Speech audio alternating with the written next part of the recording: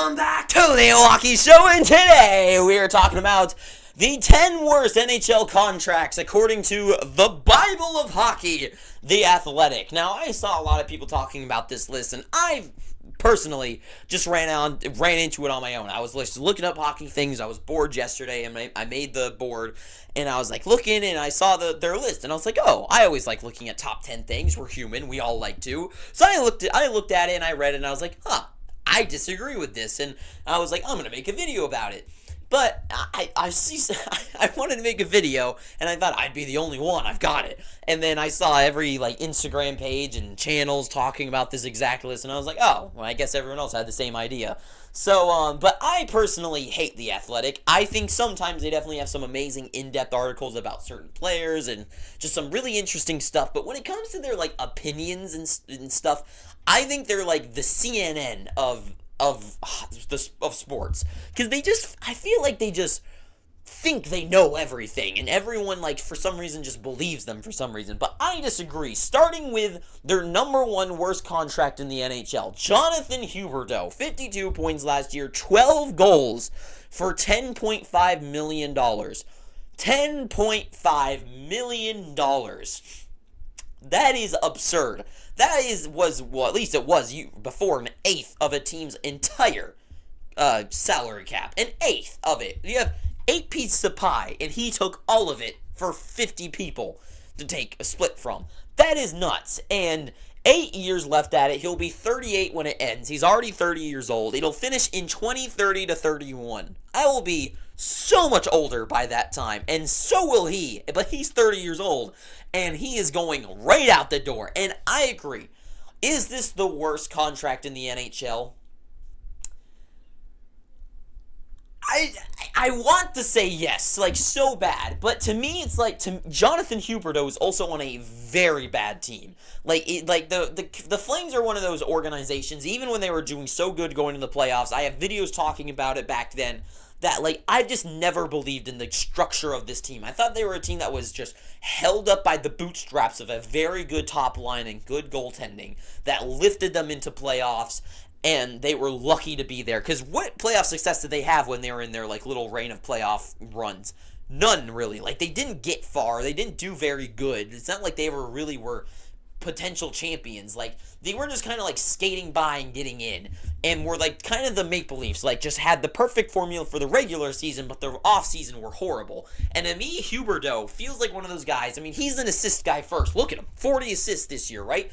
He needs to be on a team that he can help with, right? When he had Barkov on his lines, right? He had guys to work with. But to me, Huberdeau just is unfortunately on a bad team that doesn't fit what he brings to a team.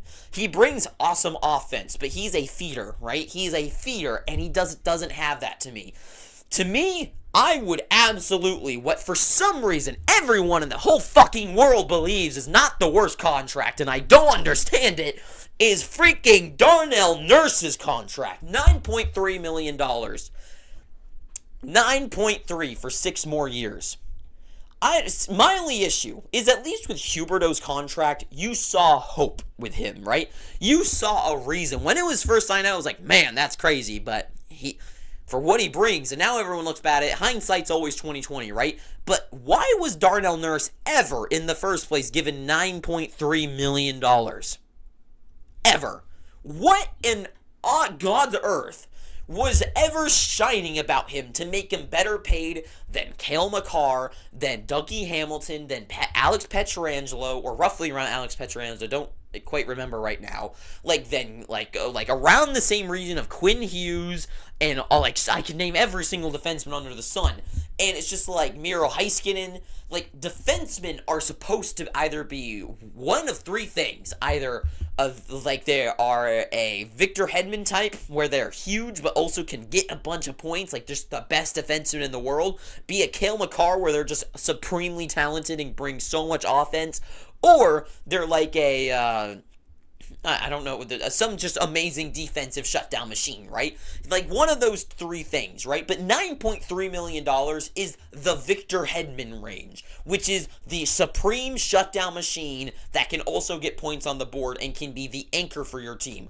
Darnell Nurse never seemed to be that and never has been and is a huge weight to the team. Because at least offensively, if you have one bad contract, it's fine. But on defense, Darnell Nurse, especially in the playoffs, and I get everyone says that he's good in offensively, but when you, and I don't like to be the one that just blames it on one single thing, but he is not great offensively. He's never shown to be amazing offensively, right? Rasmus Ristolainen has shown he's better offensively than him, and he plays with McDavid and Draisaitl because they have to. They have to put him on the top line minutes because this egghead acts to play with these offensive guys to make this contract worth anything. Because if he was put on the third line or third pairing or not on the power play, he would be worth nothing and everyone see what he's worth, right? To me, Darnell Nurse's contract is a way worse situation than anything left on this board. Because Stephenson, right? They put Chandler Stephenson's brand new contract from the Seattle Kraken second in the NHL before he's even played on the Kraken.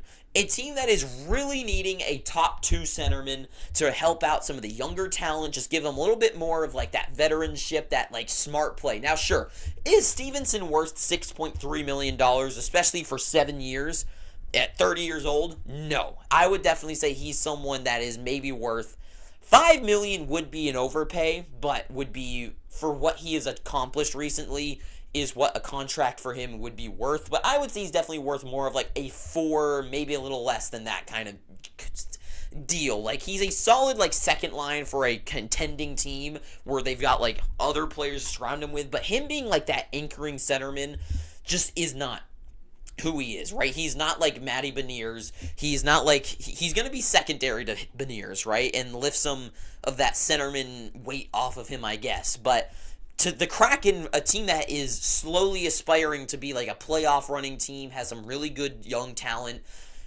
Just Stephenson's a weird contract to pick up, but 6.3 for 55 points is definitely a better circumstance to me than what a Nurse or Huberdeau contract, right? Then they put Tom Wilson at number 3, $6.5 million for 7 more years. This is a bad contract, but Wilson's one of those guys that a team like the Capitals needs to hold on to. The Caps are clearly not contending for a Stanley Cup anymore. They are going slowly into a rebuild. It's just the only goal for them is to get Ovechkin the goals, right? And right now they are just trying to earn that money. They have a brand image for them right now, right? Hockey is more than just a sport. It's a business. And Tom Wilson's a guy that gets a lot of money for the Capitals. He's a huge name.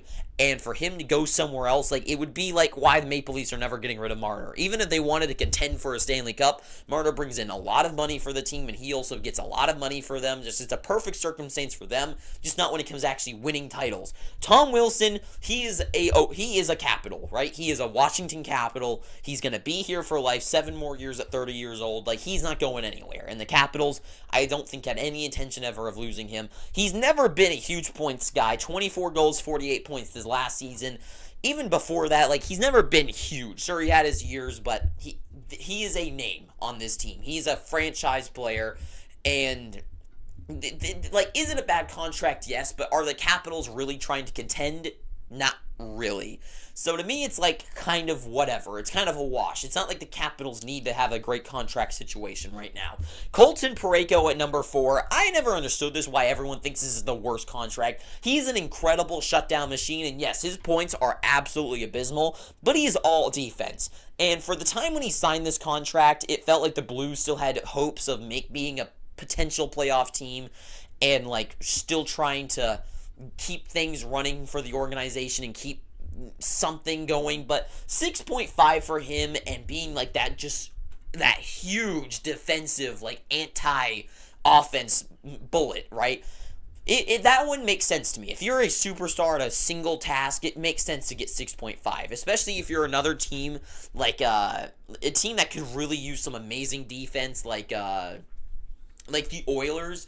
I think the Oilers would much rather have the contract of Parayko than the contract of Nurse. I just think for a team like that can really use some extra defensive padding, I think Parayko and over Nurse would be a better situation. Damon Severson, right? 6.3 for $7 million for 7 years. I don't know. Like, Severson definitely is not worth that. 6.3 is like solid, like number 2 potential like player money, but Columbus, like, it's just like Columbus isn't really trying to compete, but 7 years is the kind of the hurting part, right? This is 3 more years left, and then sure. But to me, Severson's, it is a bad contract. He is definitely like a $3 to $4 million player, but I don't know. I think there's definitely worse situations. Mark Scheifele, 7 for 8.5. He gets 78 points. He's an all-in offensive machine. The Athletics point was that he's barely a good defenseman at all, and I would agree. But he's getting paid kind of like the Colton Parayko realm, where he's there to make the offense. And he does that. Maybe not at a super elite level, but 78 points and consistently being up in the high, like closer to hundreds in points. Sure, like, I do think he's well, I don't want to say closer to hundreds in points, but he creates points. He gets goals. Like, if without him, I don't know who the Jets would have, right? That he is their offensive, like, producer.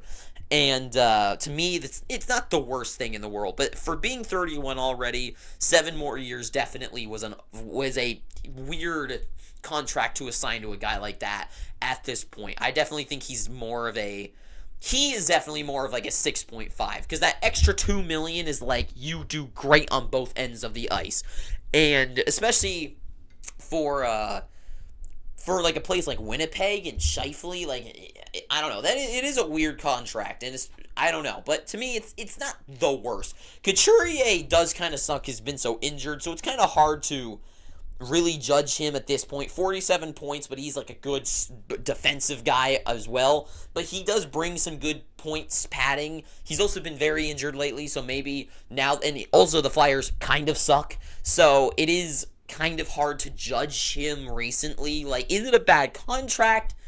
Maybe, but it's also just kind of hard to judge in his situation. And then, I already talked about Darnell Nurse. Seth Jones, it is an overpay. That is a big kind of money contract. Huge money, really. But he is not the worst defenseman in the world. Everyone was making fun of him, especially when he first went over to Chicago, and he absolutely was just horrible. But is Jones literally the worst? I don't think so. I think there's definitely worse situations out there. And then Nurse, I talked about. Tyler Seguin, $9.9 million at this point, is kind of sucky, but 3 more years left. It is a tough situation, but that's one of those contracts a team like the Stars has because they need to contend, right? Without a guy like Seguin, if they traded him away, who are they putting in his spot, right? Seguin is a guy who does create points. He gets goals. He's a huge, I don't want to say huge playoff performer, but he shows up in the playoffs. He's one of those guys that you have to have, right? You have the padding of the offense for the Stars, and without him, then you kind of lose that. Like, it is a huge overpay for what he brings. But you have to, all the Stanley Cup winning teams have bad contracts, right? And it just depends on how you skirt around them. And the Stars are doing just fine with him, right? But to me, the Athletic, where are like the Vlasics of the world, right? I get it's kind of like the same thing with like the San Jose Sharks, where they suck. So it doesn't really matter if he has a horrible contract. The Sharks don't need to really have a great contract, right? But if you make that point, then what's the point with like Tom Wilson, right? The Capitals are not really competing. Damon Severson isn't really competing. His was 7, but 2 years left at $7 million for what he brings is hideous for being if on any other team, a scratch defenseman or an AHL player. So it's like, he is a horrible defenseman, and he's not on this list. I guess maybe it's because of the term that's left, but to me, that's a worse contract to have for a horrible player. And then, like, you take a look around the league, like, what about Erik Karlsson's, right? I get some of it's retained, but that's still a horrible contract. What about, like, to me, Mark Stone's contract, like, is hard to kind of get used to. I personally think Mark Stone's one of those really overrated players. Not horrible. I don't think he's horrible, but everyone like hypes him up to be like the best two-way guy or whatever the hell. I don't see it. He doesn't get a ton of points. He is not amazing at two-way. He's fine, but not amazing. He's not revolutionizing the game. So what he's paid is definitely an overpayment to me. But anyways, just overall, I just wanted to have a discussion about this. It's the off season. It's not really a lot of hockey news going on, so I just wanted to kind of talk about just some discussion points, right? And I want you down below, if you've gotten to this point, tell me what you think about these contracts, and maybe put some more down below. If I see some that you guys say down there, I'll make another video about this, because obviously there's not a ton of things to talk about right now in the world of hockey. So maybe have some other ideas out there of what you believe is the worst contract, and eventually I'll do one for each of the worst contracts on each team, and I'm just going to do some of the best players on each team, just kind of go through everyone and just kind of discuss. But for me, is this a right list? No. I think the Athletic fails here. I don't think Stephenson is worth being the second worst. Definitely don't think second worst. Maybe if you put him down below, I'd be like, well, potentially. But it's just like, Scheifele, really? Like, it feels like one of those lists that, like, it just feels like a list that they were trying to be right. And I don't know. I just really disagree with this list. But tell me what you think down below. Maybe I'm a complete, absolute idiot, and I don't know what I'm talking about. But that's all I gotta say. So thank you for watching this. If you made it this far, please, I'm begging you, please subscribe. And until next time, too sweet, have an amazing day, and ta-ta for now.